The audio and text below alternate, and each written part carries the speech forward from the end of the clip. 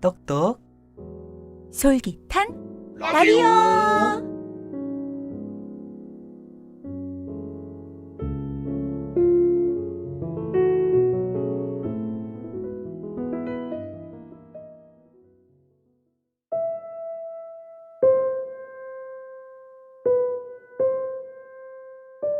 사슴 노천명. 모가지가 길어서 슬픈 짐승이여, 언제나 점잖은 편 말이 없구나.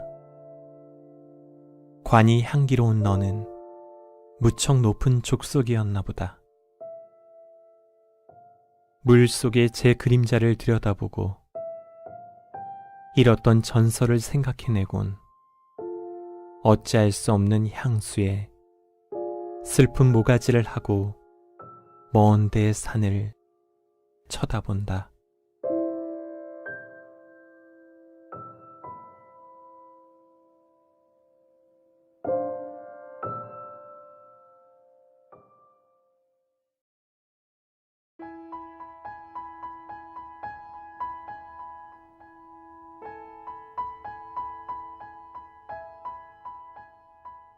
소설 들려주는 여자.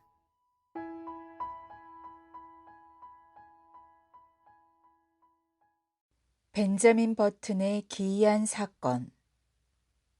스콧 피츠제럴드. 1. 1860년대 무렵에는 집에서 출산하는 게 적절하다고들 생각했다. 현대에 와서는 아기의 첫 울음소리가 마취제 냄새 가득한 병원, 그것도 인기 있는 병원에서 터져야 한다고 의학의 신들이 선언했다고 한다. 그러니 1860년의 어느 여름날에 젊은 로저 버튼 부부가 첫 아이를 병원에서 낳겠다고 결정한 사건은 거의 50년이나 시대를 앞선 셈이었다. 이러한 시대착오가 지금부터 내가 적어나갈 놀라운 역사와 어떤 관계가 있는지는 결코 밝혀지지 않으리라. 나는 어떤 상황이 벌어졌는지에 대해서만 설명하고 판단은 독자에게 맡기도록 하겠다. 남북전쟁이 터지기 전에 볼티모어에서 로저 버튼 부부는 사회적으로나 경제적으로 남들이 부러워할 만한 지위를 누렸다. 그들은 명망 있는 이런저런 가문과 친척인 덕으로 남부 연방에 주로 거주하는 대규모 귀족 계급에 낄 수 있었다. 아이를 낳는 매력적이고도 오랜 관습을 처음 경험하는 것이어서 버튼 씨는 당연히 예민해졌다. 그는 사내 아이를 낳아서 코네티컷의 예일대학교에 보냈으면 했다. 그는 그 제도권에서 4년 동안 커프라는 별명으로 지냈다. 이 엄청난 사건이 일어난 9월의 어느 아침에 그는 6시에 일어나 긴장된 심정으로 말끔하게 옷을 갈아입고 볼티모어 거리를 지나 병원까지 서둘러 달려갔다. 밤새 새로운 생명의 꽃이 피어났는지 확인하고 싶었다. 메릴랜드 신사숙녀 개인병원을 100m 정도 앞에 두었을 무렵 그는 가정의 키인 씨를 보았다. 의사는 앞쪽 계단을 내려오면서 손을 씻듯이 두 손을 비볐다. 의사라는 직업상 갖게 되는 윤리의식에서 나온 행동이었다. 로저 버튼 철물 도매 회사의 회장인 로저 버튼 씨는 그 아름다운 시대에 남부 신사라면 응당 보여야 할 위엄을 제대로 갖추지 못하고 키인 씨에게 달려가며 외쳤다. 키인 선생님, 키인 선생님. 의사는 그의 목소리를 듣고 뒤를 돌아보더니 냉정하고 불쾌한 얼굴에 기묘한 표정을 지으며 기다려주었다. 버튼 씨가 숨을 가쁘게 몰아쉬면서 물었다. 어떻게 되었습니까?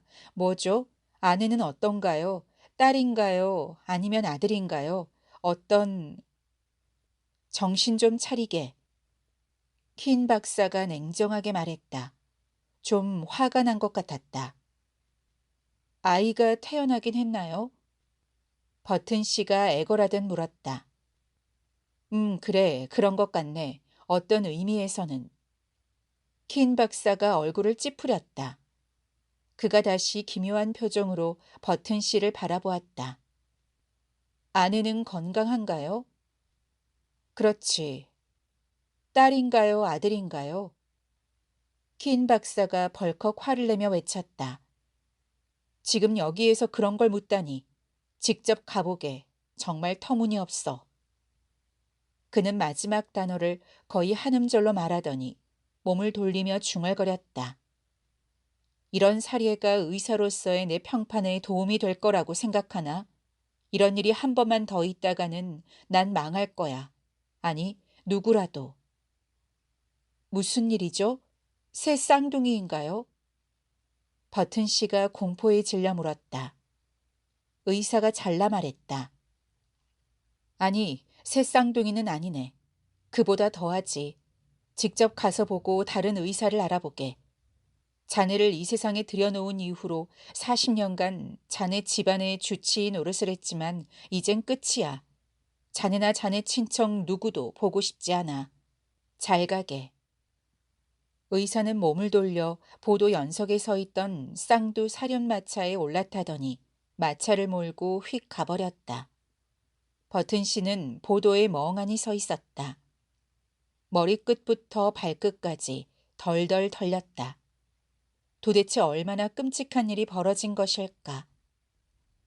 메릴랜드 신사숙녀 개인병원으로 들어가고 싶은 마음도 완전히 사라졌다. 그는 잠시 후 간신히 계단을 올라 힘들게 병원 문을 열었다. 어둑한 홀의 탁자 뒤에 간호사가 앉아 있었다. 버튼 씨는 수치스러운 마음을 누르며 간호사에게 다가갔다. 안녕하세요. 그녀는 즐겁게 그를 바라보며 물었다. 안녕하세요. 저는 버튼이라고 합니다. 그의 말을 듣자마자 간호사의 얼굴에 공포의 표정이 퍼졌다. 그녀는 벌떡 일어나 달아나 버리고 싶은 충동을 간신히 참는 것 같았다. 내 아이를 보고 싶은데요. 버튼 씨가 말했다.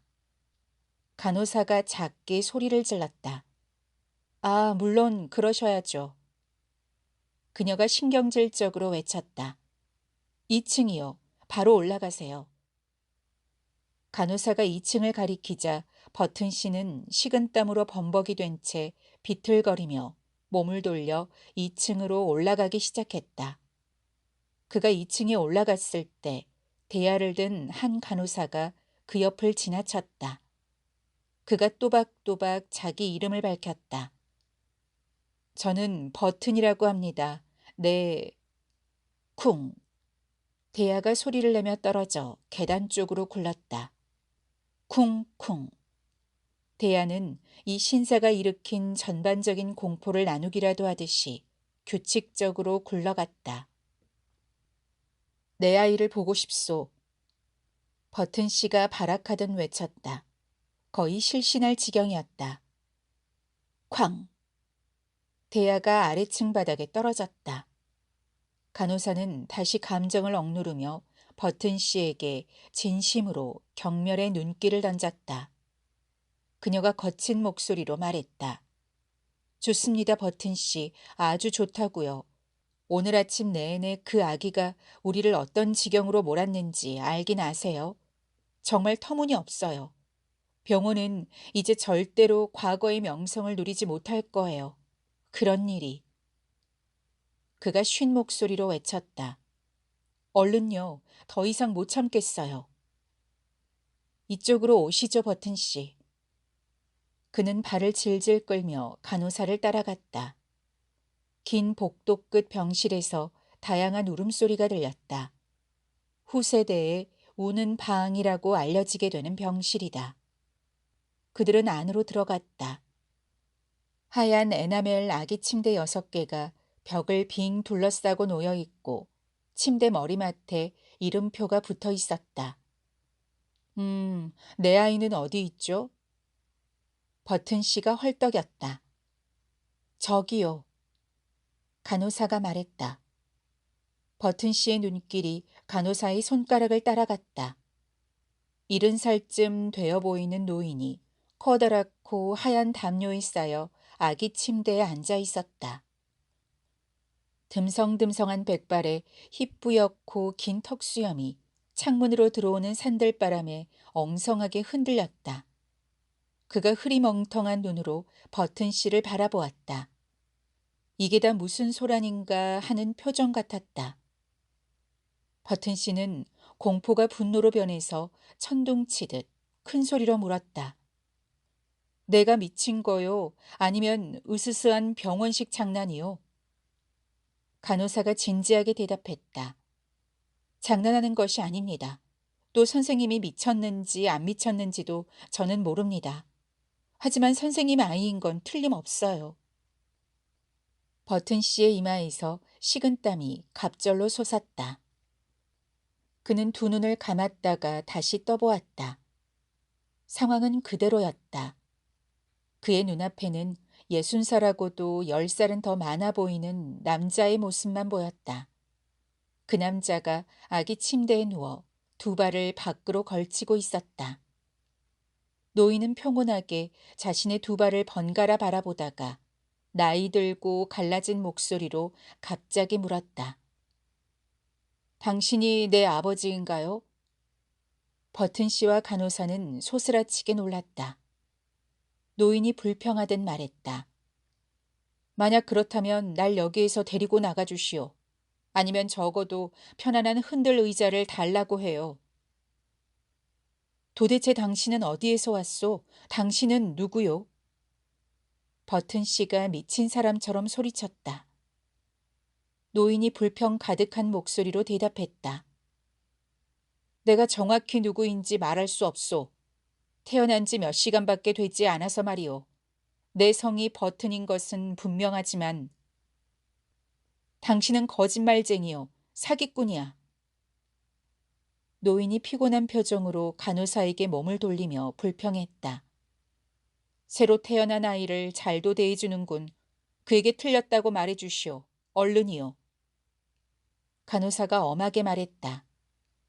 선생님이 틀렸어요. 선생님 아이니까 최선을 다하셔야죠. 가능한 빨리 집으로 데려가시라고 부탁드립니다. 오늘 내로요. 집으로? 버튼 씨가 믿을 수 없다는 듯이 따라했다. 그래요. 여기 놔둘 수 없어요. 정말 그럴 수 없어요. 아시잖아요. 노인이 다시 불평했다. 그러면 아주 기쁘겠소. 여기는 조용한 취향의 젊은이를 넣어두기 참이나 좋은 곳이오. 다들 소리를 지르고 울어젖히는 통에 한 잠도 못 자겠어. 먹을 것을 달라고 했더니 그가 더욱 목소리를 높이며 항의했다. 우유병을 갖다 주지 뭐요. 버튼 씨는 아들 옆에 의자에 주저앉아 두 손에 얼굴을 묻었다. 그는 공포가 극에 달해 중얼댔다. 이런 사람들이 뭐라고 할까? 어떻게 해야 하지? 집으로 데려가야 해요. 당장이요. 간호사가 주장했다. 그의 눈앞에 엽기적이고 두려운 상황이 생생하게 펼쳐지는 것 같았다. 이 무시무시한 유령과 나란히 혼잡한 시내를 걸어가는 모습이었다. 그가 신음했다. 그럴 수 없어요. 그럴 수 없어.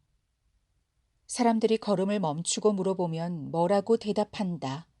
이 70대 노인을 소개시켜야 한다면. 제 아들입니다. 오늘 아침 일찍 태어났죠.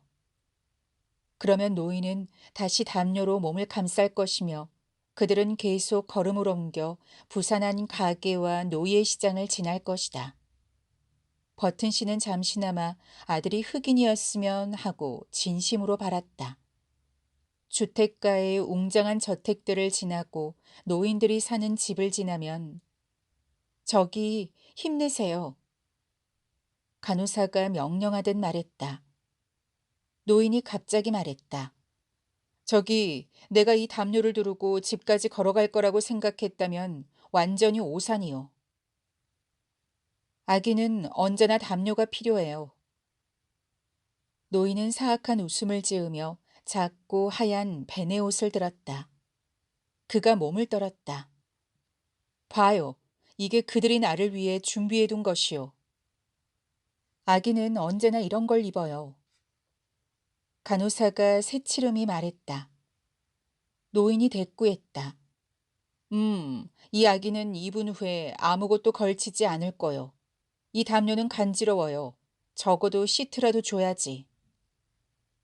좋아요, 좋아. 버튼 씨가 서둘러 대꾸하고 간호사를 바라보며 물었다. 이제 어떻게 하죠? 시내로 가서 아들 옷을 사오세요.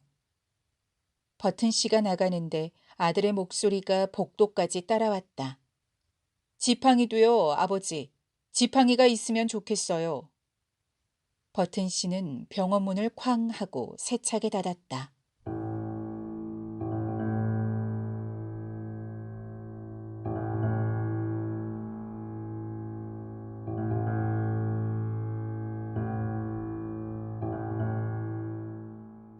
이 버튼 씨가 체사피크 옷가게 점원에게 신경질적으로 말했다.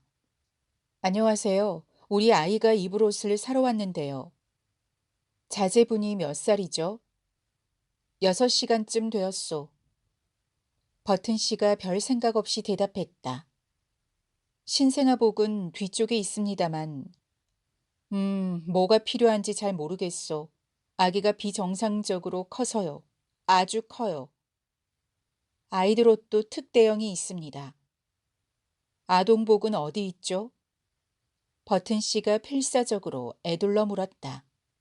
그는 점원이 자신의 수치스러운 비밀을 눈치챘다고 확신했다. 바로 여기입니다. 그가 주저했다. 아들에게 성인복을 입힌다고 생각하니 혐오스러웠다. 만약 특대형 소년 양복을 구해서 입히고 길고 덥수룩한 턱수염을 면도하고 백발은 갈색으로 염색해서 최악의 상태를 감출 수만 있다면, 그래서 자신의 자존심을 조금이라도 유지할 수만 있다면, 볼티모어 사회에서 그의 지위는 말할 필요도 없지만, 그러나 아동복 코너를 아무리 뒤져도 버튼의 신생아에게 맞는 옷은 없었다. 물론 그는 가게 탓을 했다. 그런 경우에는 가게를 탓해야 한다.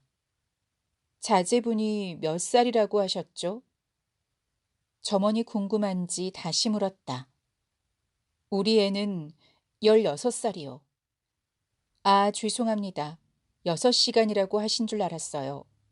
다음 통로에 청소년 코너가 있습니다. 버튼 씨가 비참한 심정으로 몸을 돌렸다. 곧 그는 화난 표정으로 창가에 전시된 마네킹을 가리키며 외쳤다. 저거요. 마네킹이 입은 저 양복을 사겠소. 점원이 그를 빤히 쳐다보았다. 저건 아동복 정장이라고는 할 수 없어요. 더군다나 예식용이라 선생님에게나 어울리겠는데요. 포장해 주시오. 저게 내가 찾던 거요. 이 고객은 신경질적으로 우겼다. 점원은 당혹스러워하면서도 그의 요구대로 해주었다. 버튼 씨는 병원의 신생아실로 돌아와서 아들에게 포장된 물건을 내팽개치듯이 건네주면서 쌀쌀하게 말했다. 네 옷이다. 노인은 꾸러미의 포장을 열고 야릇한 눈빛으로 안에 든 물건을 바라보았다. 좀 웃기는데요. 놀림감이 되고 싶지는 않은데. 그가 불평했다.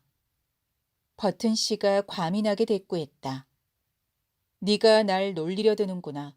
네가 얼마나 웃긴지는 절대로 신경 쓰지 마. 옷을 입어라. 안 그러면 엉덩이를 때릴 거다. 그는 불편하게 마지막 단어를 입속으로 삼켰다. 그렇지만 꼭 해야 할 말이라고 느꼈다. 좋아요, 아버지. 아버지가 더 오래 사셨으니까 뭐가 최선인지 아시겠죠? 시키는 대로 할게요. 아들이 효자인 척하는 것은 너무나 기괴했다. 전과 마찬가지로 버튼 씨에게는 아버지라는 단어가 너무나 낯설었다. 얼른 해라. 서두르고 있어요, 아버지. 아들이 옷을 다 입자 버튼 씨는 침울하게 그를 바라보았다.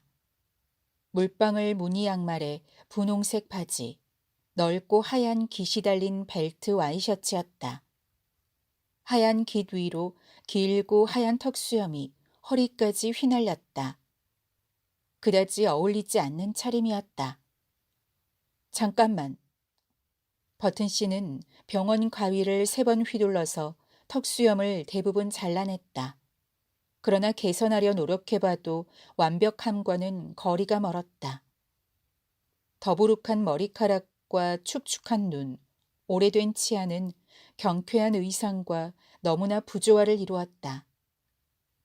그래도 버튼 씨는 완강했다. 그는 손을 내밀고 단호하게 말했다. 따라와. 아들은 확신에 차서 아버지의 손을 잡았다.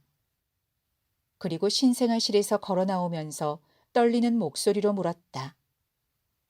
날 뭐라고 부를 거죠, 아빠? 얼마 동안은 아가야라고 부를 건가요? 더 좋은 이름이 떠오를 때까지요.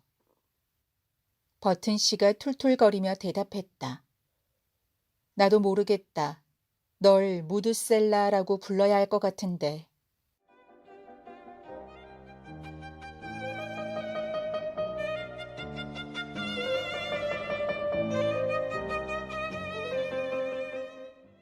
(3) 버튼 가문에 추가된 이 새 식구는 머리를 짧게 자르고 검은색으로 어설프게 염색하고 살갗이 번들거릴 정도로 바싹 면도를 했다. 또 재단사는 그의 외모에 소스라치게 놀라면서도 주문받은 대로 아동복을 만들어 주었다. 그래도 버튼 씨는 이 아들이 가족의 첫 아기로 받아들여지기에는 너무도 궁색하다는 사실을 차마 무시할 수 없었다. 늙어서 등이 굽었는데도 벤저민 버튼. 그는 적절하지만 비위에 거슬리는 무드셀라라는 이름 대신 이 이름으로 불리게 되었다. 벤저민 버튼은 키가 177cm나 되었다.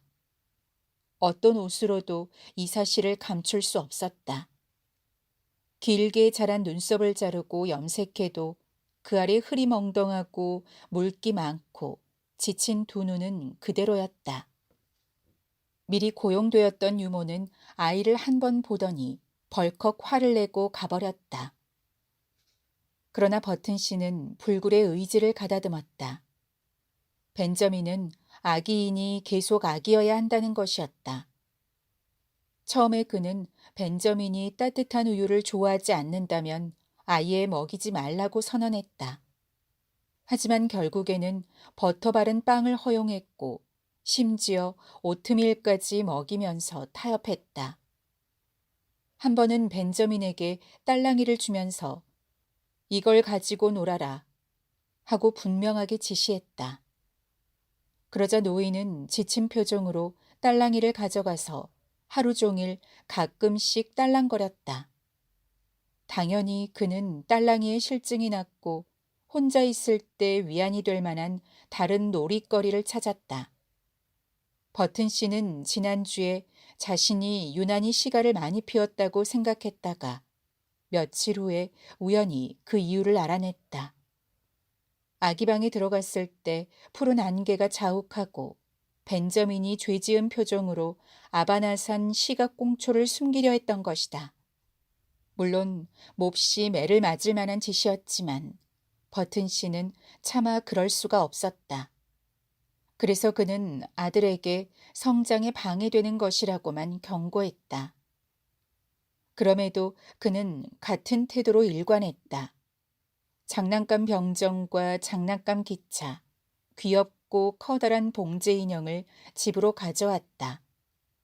또한 자신이 만들어낸 환상을 완벽하게 하려고 적어도 자신을 위해 장난감 가게 점원에게 아기가 분홍색 오리를 빨면 물감이 벗겨질지 진지하게 물어보기까지 했다.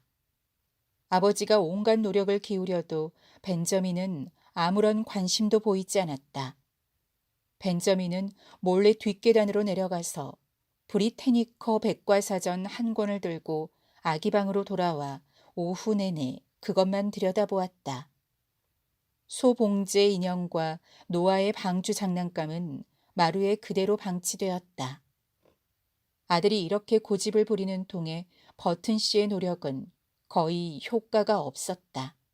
처음에 볼티모어 사회는 몹시 동요했다. 이 불행한 사태로 인해 버튼 가족과 친척들이 사회적으로 어떤 대가를 치러야 하는지는 아무도 단언할 수 없었다. 마침 남북전쟁이 터져서 시민들의 관심이 그쪽으로 쏠렸기 때문이다. 예의 바른 사람들 몇은 이 부모에게 어떤 칭찬을 해야 좋을지 생각하느라 머리를 쥐어짜다가 결국 아기가 할아버지를 닮았다는 기발한 칭찬을 생각해냈다. 70대 남자라면 누구나 겪는 퇴화의 기준 때문에 누구도 부인할 수 없는 사실이기도 했다. 로저 버튼 부부는 그런 칭찬을 전혀 좋아하지 않았고 벤저민의 할아버지 역시 자기가 몹시 무시당했다고 생각했다. 벤저민은 병원에서 나온 후에는 인생을 있는 그대로 받아들였다. 놀이 상대로 어린 소년 몇 명이 집에 놀러 왔을 때 그는 오후 내내 뻣뻣한 관절로 팽이와 공깃돌에 관심을 가져보려고도 해보았다. 우연히 새총으로 부엌 창문을 깨뜨렸을 때는 아버지가 남몰래 아주 즐거워하기도 했다. 그 후 벤저민은 매일 무언가를 깨려고 애썼다. 그에게 기대된 행동이었고 또한 그가 천성적으로 자상했기 때문이다. 할아버지는 처음에는 적대적이었으나 얼마 후에는 벤저민과 함께 있는 것을 아주 즐거워했다. 그들은 몇 시간이고 같이 앉아 있었다. 이 둘은 나이와 경험이 매우 달랐지만 오랜 친구처럼 하루에 일어난 느린 사건들에 대해 지치지도 않고 단조로운 이야기를 나누었다. 벤저민은 부모보다 할아버지와 있을 때가 더 편했다. 부모는 그에게 독재적으로 권위를 휘두르면서도 늘 그를 두려워하는 듯 했고 자주 미스터라고 불렀다. 벤저민은 다른 사람들이 자기처럼 신체와 정신이 진보된 상태로 태어나는 경우가 없다는 것을 알고 당황했다. 그는 의학 전문지에서 관련된 글을 읽다가 그런 사례가 기록된 적이 없다는 것을 알아냈다. 그는 아버지의 권유대로 다른 소년들과 놀아보려고 진심으로 애쓰면서 가벼운 운동에 참가했다. 그러나 축구를 하면 온몸이 다 뒤흔들렸고 잘못하다 오래된 뼈가 부러지기라도 했다가 다시 붙지 않으면 어쩌나 걱정이 되었다. 5살 되던 해에는 유치원에 들어갔다. 주황색 종이에 초록색 종이를 붙이고 색깔 있는 지도를 만들고 판지 목걸이를 길게 만드는 일이 시작되었다. 벤저민이 이런 일을 하다 말고 잠이 들어버리는 경우가 종종 벌어지자 젊은 유치원 선생은 짜증도 나고 한편으로는 두려웠다. 선생이 부모에게 불평하는 바람에 다행히도 유치원을 그만둘 수 있었다. 로저 버튼 부부는 벤저민이 아직 어린 것 같다고 친구들에게 말했다. 그가 12살이 되었을 때 부모도 점차 그에게 익숙해졌다. 사실 습관의 힘은 무서운 것이어서 이제 그들은 그가 다른 아이와 다르다고 느끼지도 않았다. 신기하고 비정상적인 일이 벌어져서 그 사실을 되새기는 경우를 제외한다면 말이다. 12번째 생일이 지나고 몇 주 후에 벤저민은 거울을 보다가 놀라운 사실을 발견했다. 잘못 본 것일까? 아니면 그동안 백발을 감추려고 염색한 덕에 머리카락이 회색으로 변한 것일까? 얼굴에 빽빽한 주름살도 점차 줄어드는 것일까? 피부가 건강하고 탄력이 넘치고 심지어 겨울철에 혈색 좋은 얼굴처럼 변하는 것일까? 그로서는 뭐라 단정할 수 없었다. 그는 더 이상 허리를 구부리지 않았고 신체 조건이 이전보다 향상된 것만은 분명했다. 이런 일이 일어날 수 있을까? 그는 생각했다. 아니, 감히 생각하기도 힘들었지만 그는 아버지에게 가서 단호하게 선언했다. 난 다 자랐어요. 긴 바지를 입을래요. 아버지는 주저하다가 결국 대답했다. 난 잘 모르겠는데. 긴 바지를 입으려면 14살은 되어야 하는데, 넌 겨우 12살이잖니. 하지만 내가 나이에 비해 크다는 건 아버지도 인정해야 할걸요. 벤저민이 우겼다. 아버지는 환각과 추측의 눈으로 아들을 바라보았다. 아, 그건 그렇게 확신할 수 없는데. 나도 12살 때 너만 했는걸. 그건 사실이 아니었다. 그건 아들이 정상이라고 믿고 싶은 로저 버튼의 무건의 확신이었다. 결국 타협이 이루어졌다. 벤저민은 계속 염색하고 또래 소년들과 어울리려고 더 노력하기로 했다. 안경도 쓰지 않고 지팡이도 짚고 다니지 않기로 했다. 이런 양보의 보답으로 그는 처음으로 긴 바지 정장을 입을 수 있었다.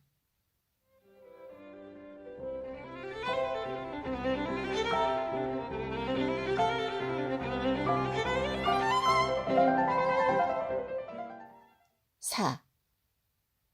벤저민 버튼의 12살에서 20살 사이의 삶에 대해서는 별로 할 말이 없다. 성장하지 않은 정상적인 시기라고만 말하면 충분하겠다. 벤저민은 18살 때 50대의 남자처럼 보였다. 머리카락은 회색으로 짙어지고 숱도 많아졌다. 걸음걸이도 굳건해지고 금이 가득 떨리던 목소리도 건장한 바리톤의 저음이 되었다. 그래서 아버지는 아들을 코네티컷으로 보내 예일대학교 입학시험을 치르게 했다. 벤저민은 합격해서 신입생이 되었다. 그는 입학하고 사흘 후에 대학 사무주임 하트 씨로부터 사무실에 들러 시간표를 확정하라는 통고를 받았다. 벤저민은 거울을 보고 갈색으로 염색해야겠다고 생각하고 열심히 서랍을 뒤져보았지만 염색약이 없었다. 그때 전날의 약을 다 쓰고 통을 버렸던 일이 떠올랐다. 진퇴양난이 아닐 수 없었다. 5분 내에 사무주임의 사무실에 가야 한다는 건 피할 도리가 없었다. 결국 있는 모습 그대로 갈 수밖에 없었다. 사무주임이 정중하게 인사했다. 안녕하십니까. 아드님에 대해 문의하실 게 있어서 오셨군요. 실은 제가 벤저민이 말을 하려는데 하트 씨가 그의 말을 잘랐다. 만나서 반갑습니다, 버튼 씨. 곧 아드님이 올 겁니다. 벤저민이 소리쳤다. 그게 저라고요. 제가 신입생이에요. 뭐라고요? 제가 신입생입니다. 지금 농담하시는 거죠? 천만에요. 사무주임은 얼굴을 찌푸리며 앞에 카드를 힐끗 보았다. 벤저민 버튼 씨는 18살이라고 기록되었는데요. 그게 바로 제 나이죠. 벤저민이 얼굴을 약간 붉히면서 확인했다. 사무주임이 피곤한 눈으로 그를 바라보았다.